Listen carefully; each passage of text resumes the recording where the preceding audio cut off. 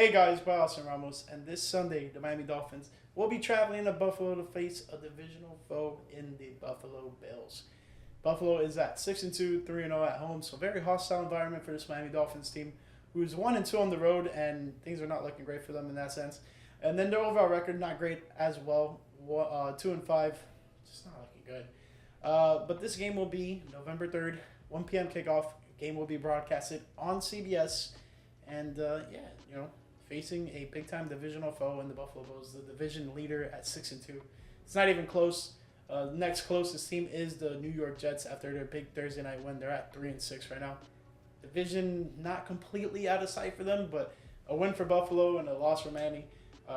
One extends Buffalo's separation amongst all the AFC East teams, and then a loss for Miami just pretty much wipes any hopes of that, and probably pretty much wipes any playoff hopes. This is not a game the Dolphins can afford to lose at this time of the season, but let's see what happens. With that being said, let's get into the game preview. Yes, the Miami Dolphins at the Buffalo Bills. Let's talk about some gambling lines. The Dolphins are not favored in this one. Obviously, you're facing a very superior opponent according to, record, stats, so on and so forth. The numbers don't lie. The Buffalo Bills have been and may continue to be the better team. And it's a tough pill to swallow for a lot of Dolphins fans. As of late, it has felt that the Dolphins have been kind of neck and neck and very competitive with them. But, that Week 2 matchup, they sunned us, and it hasn't looked great ever since, honestly. But let's talk about the gambling lines. The Bills are favored by a touchdown at -6. Over-under set at 49.5, and then Buffalo is favored in terms of money line at -260. Dolphins underdogs at +215. Take a little sprinkle a little bread there.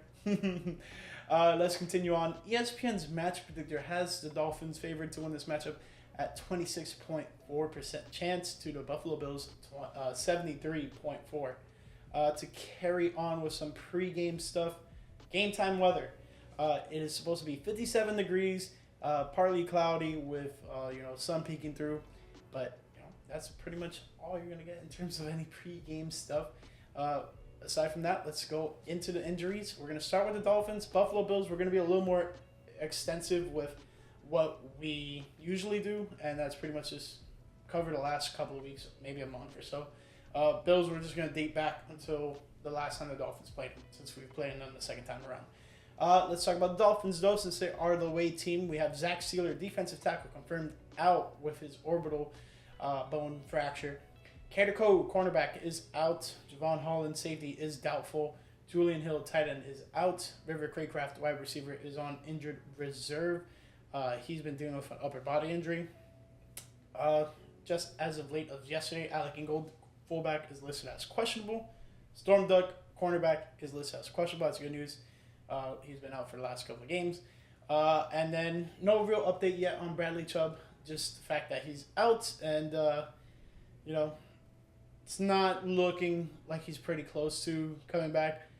Let's just see what happens. If the Dolphins can find a way to get a win and start heating up a bit, then we probably should try to get Bradley Chubb back out on the field as soon as possible. But if the Dolphins just keep on sliding and sliding and sliding, you're probably not going to see Bradley Chubb this season. And if you do, it's going to be really late in the year just to see, knock some rust off and, just get back to that football feel. But if the Dolphins are starting to make a run and need bodies, especially in the pass rush, because the pass rush has been, that will be huge. And, let's hope that's the case. But for right now, he is still listed as out, and seems like they're not really in a big rush to return him from his knee injury. Buffalo Bills. We have Christian Benford, cornerback, listed as questionable for wrist injury. Reggie Gilman, fullback, is out with a hip injury. Curtis Samuel, wide receiver, is questionable for pectoral injury. Amari Cooper, wide receiver, is questionable with a wrist injury. Linebacker Matt Milano is on injured reserve with a biceps injury. Looks like he's going to return this year because he got injured pretty early. I think he got injured in camp.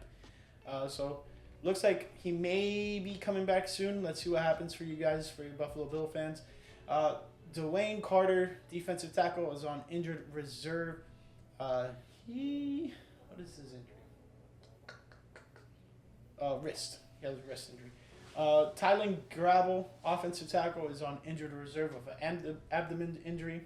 And that pretty much dates back to the Dolphins last time they faced this Buffalo Bills team. Now, this is a tough matchup. This is the Dolphins versus the Bills in Buffalo. Historically known that the Dolphins typically struggle there. In years past, you can say the Dolphins have had somewhat success there, winning every now and then. But pretty much, Dolphins have typically always struggled in Buffalo. And it's just not great, especially when they're the ones running the division right now. They are the ones that, keep on slamming the door on the Dolphins' face. The Dolphins can beat everybody but the Bills. And that's just so frustrating. Little brother the hell out of this Miami Dolphins team. And, it is what it is. You got to beat them. You got to beat the best if you want to be the best.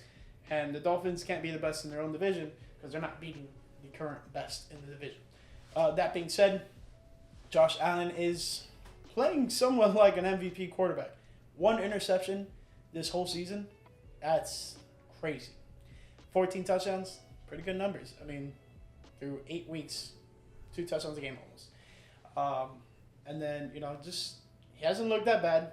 He obviously has been spreading out the ball a lot more in terms of the passing game because you don't have that big, presence of Stephon Diggs. It's now more so Khalil Shakir, Keon Coleman.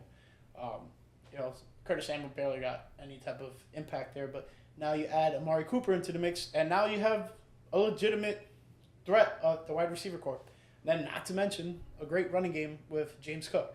So, there's going to be a lot on the Dolphins' plate on the defensive side of the ball to try to, stop and slow down this Buffalo Bills team. It's going to be hard to stop them.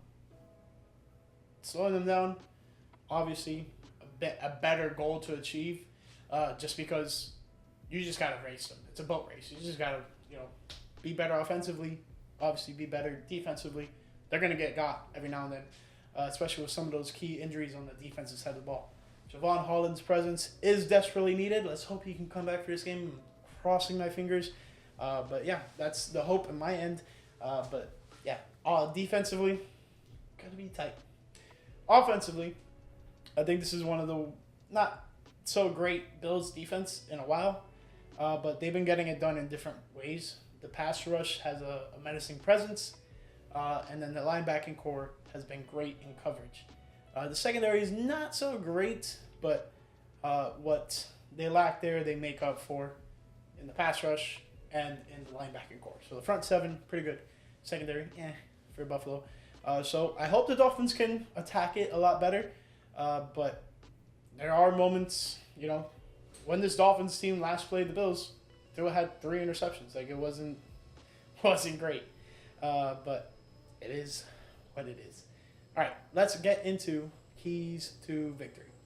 So I kind of roughly went over it with kind of going over both sides of the balls for both teams, but more so I want to, really emphasize stopping James Cook. Now, me as someone who has him in fantasy, I wish that's not the case, but, I will sacrifice some fantasy stats for a Dolphins win at this point. Desperate for it. So, yes, as much as Josh Allen is the leader, is the focal point of this offense, the heartbeat is James Cook. If James Cook is rolling, this offense is rolling too. So limiting James Cook to little gains, keep him under 2 yards a carry, and I think this offense team can get a win here. If he starts busting some of these runs outside and, getting big chunk, 10, 15-yard type of runs, maybe even bigger ones, it's not going to be great. So I think if the Dolphins can limit him to about 2.5 yards per rush, I think that would be pretty good.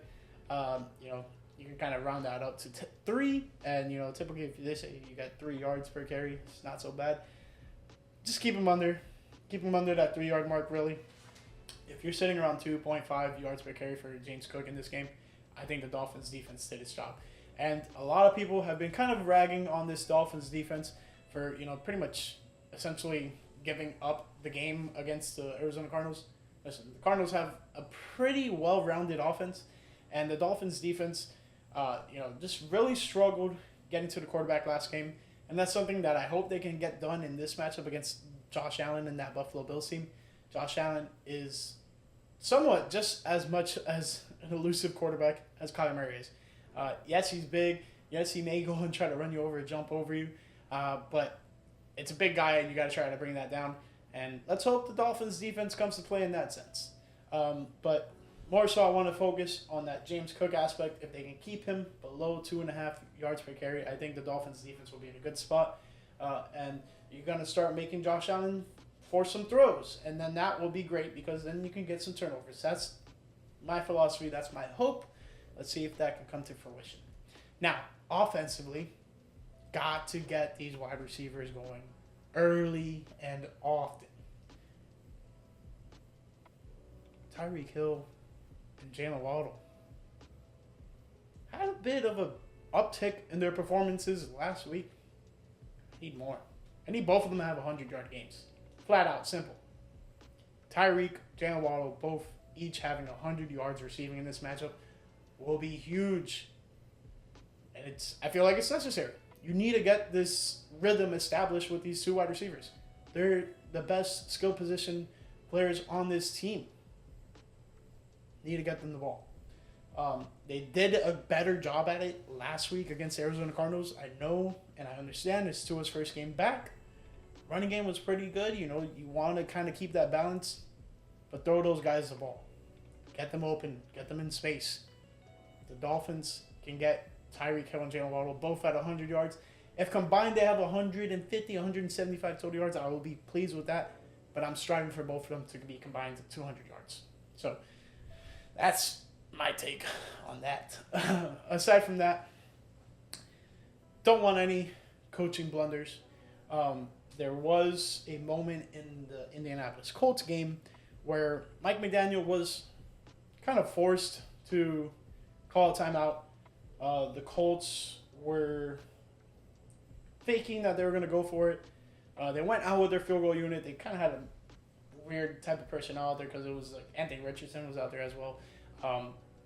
But they kind of went into this weird formation, and Mike McDaniel was running down the sideline. If the Colts wanted to go for it on that play, I would have had a lot more faith on this Dolphins defense to get it done. But yeah, it was just a really weird play, and Mike McDaniel felt uncomfortable. But then it spurned him in the end of the game because he had one less timeout to work with. Now, don't want to harp on that, and it's 2 weeks after the fact, but those are the things that a guy like Sean McDermott is going to try to do to Mike McDaniel. So I want to hope that this doesn't happen more so often, because if this is constantly happening to him, then it just starts to continue to prove the point that people are starting to think Mike McDaniel is incompetent. And I don't think he's incompetent.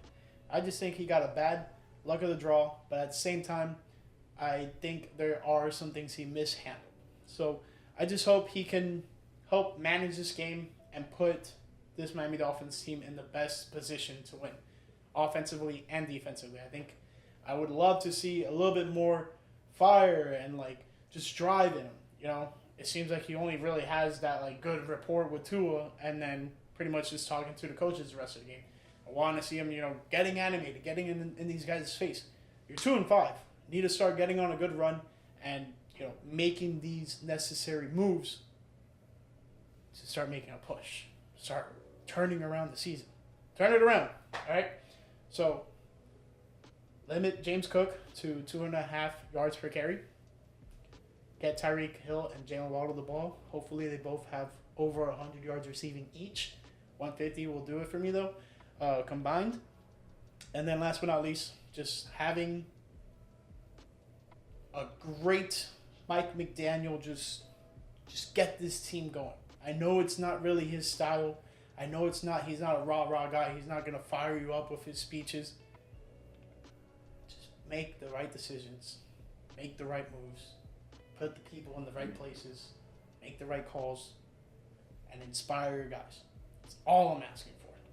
Because I'm not necessarily losing faith in him, but a lot of the fan base is.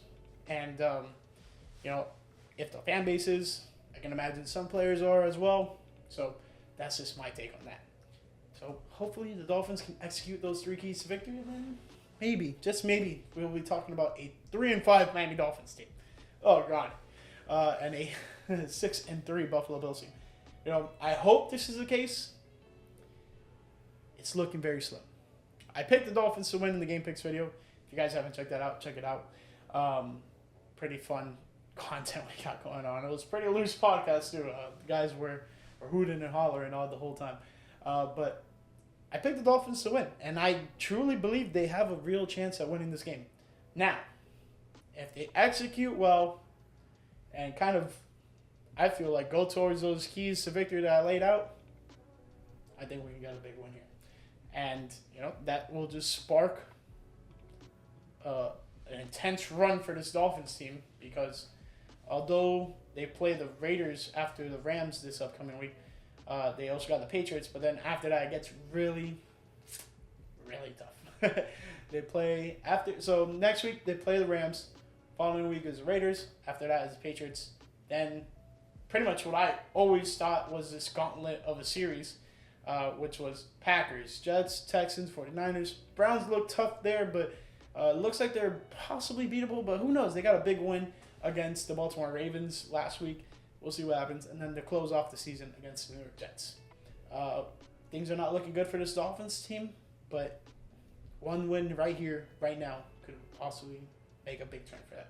So that pretty much concludes this game preview of the Miami Dolphins versus the Buffalo Bills. Hope you guys enjoyed it. Hopefully the Dolphins get a big Week 9 win. I'm hoping for it. Let me know what you guys think down below.